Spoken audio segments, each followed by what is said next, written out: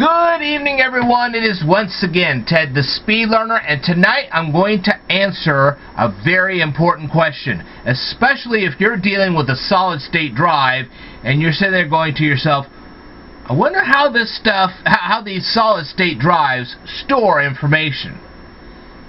Very interesting question, but I have to cover several topics before I cover the main one as to how these solid-state drives actually store your information. Okay, so I'm going to show you how transistors work and what an emitter is, what a collector is, and what a base is. Okay, I'm going to try to explain this the best I can. I can't say I'm a massive expert on this, but we're going to do our best. Okay?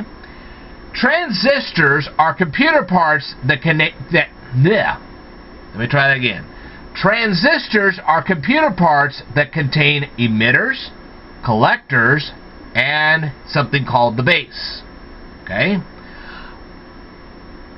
Now, before I start this discussion, I want to refer everybody to a couple of videos that I uploaded earlier this year. And at the end of this video, I'm going to have a link to at least one or more of these videos so you can actually see it for yourself.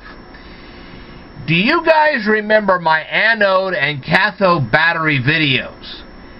Okay, now, this requires me to get a battery. We're going to get a battery right here. Here's the battery. Now, a regular battery has positive charged molecules, okay, has positive charged particles, and it has negative charged particles. Now, the negative charged particles are called electrons, and the positive charged molecules are called protons. Okay? Now, on a battery, and it's really more in here than it is up and down, okay? They always show it up and down, but it's really actually in here, because this area here shows you the two layers and how they're separated. They're actually separated in a round way rather than a straight up and down, okay? Now, if you were to do this in a science classroom, it would be up and down, but in reality, it's more, like I said, inside here, okay? You see the outside and the inside. That's what it is, okay? Now,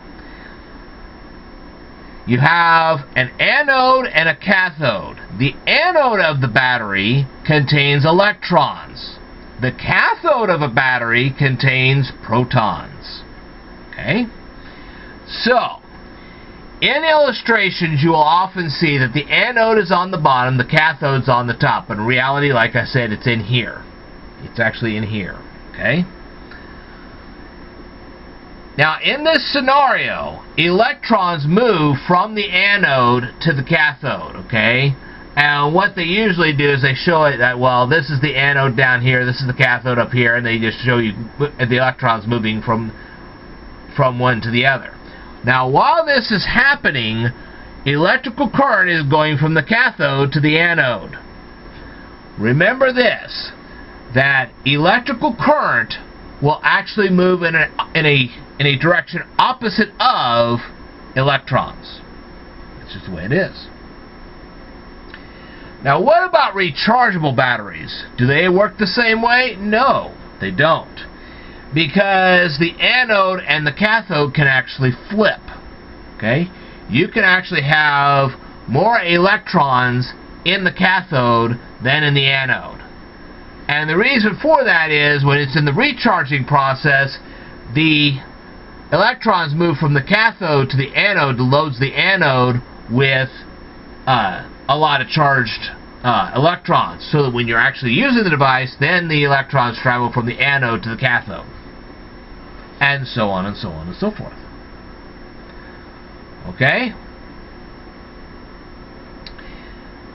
Now then, let me take this one step further. Let's say this battery was actually in a radio. Okay?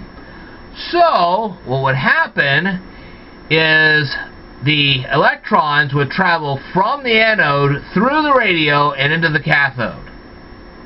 Likewise, if you were recharging the thing, of course, the plug-in would send electrons into the anode from the cathode. They travel from the cathode to the anode and put electrons in the anode. That's how that would work. And like I said, current moves in the opposite direction.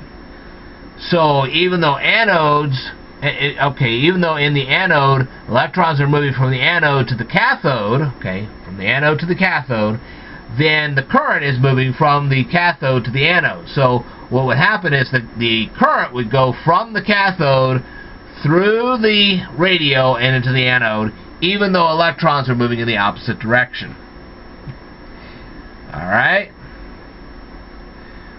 Now, here's the thing. What if you put this battery inside a flashlight? Well, that's all fine and dandy, except for one thing. If you think just slapping this battery into the flashlight is going to turn that flashlight on, no, it's not. And that's because, like on your smartphone,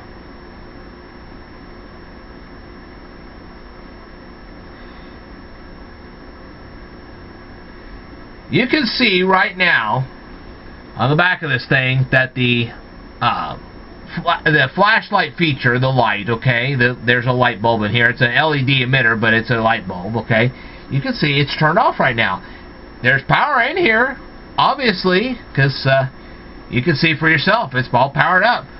But the light isn't turning on. What do you have to do about that? Well, you have to press a button. Ooh, that was awful. You weren't prepared for that. But anyway,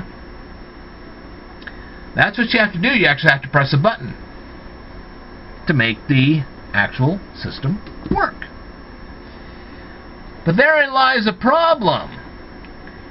What if you have a circuit board full of components and you have to turn them on and off all the time? That'd be like those card readers you used to have in the computers where you'd have to feed it in and the card readers would have to tell the mechanics of the computer to actually turn certain things on and off.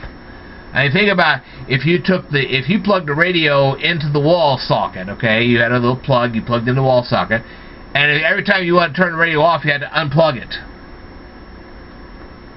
Do you really want to bend down to the plug and unplug it every single time you want to turn the radio off? Of course you don't. And even with a button on the radio that you can actually press on and off, well, what if you wanted to use a remote control and turn it on and off? You didn't want to actually get up, go over to the radio, push the button, and turn the radio off. What if you didn't want to do that? Well, that's why they started coming up with transistor radios. Now, transistor radios have three basic components: an emitter, a base, and a collector. Now, what's the emitter's job?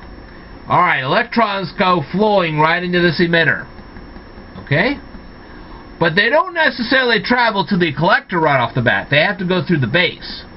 Now, there has to be a device hooked up to the base to tell that base, hey, let the electrons travel from the emitter to the collector.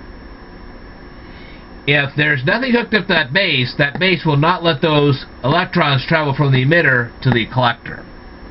And this is how you automate the switching on and off of components on a motherboard or whatever.